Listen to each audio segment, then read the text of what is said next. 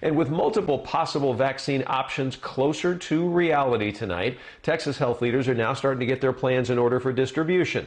Tonight, we know more about how and when that could happen. Ken Molestina following all that for us in the studio tonight. Ken? Yeah, Doug, the message here is the vaccine is on its way, and Texas will be ready to receive several rounds of it. Last week, we told you that Texas was selected as one of 4 states by Pfizer in a pilot program to test out distribution. Well, today we're getting a better look at what that could look like.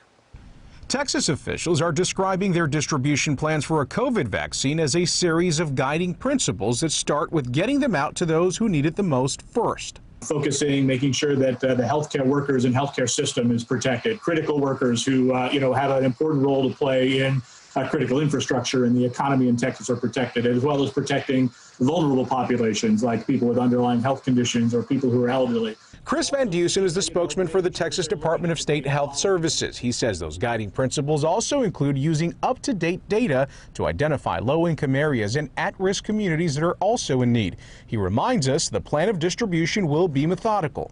The first kind of stage is 1A, we're calling it, then there's 1B, and then 2 and 3. And so this 1A is the one that they define this point, and it's going to be those healthcare workers who are either working directly with COVID-19 patients or patients who are most likely to have it, or who are working with vulnerable populations who we want to make sure don't get COVID-19. The next step for the Pfizer vaccine is a panel approval by the Federal Drug Administration at a hearing scheduled for December 10th. Then the CDC will offer some last guidance before it goes out. It looks like, from what we understand anyway, we're still on target that we may start to see vaccines approved and arriving in Texas before the end of the year.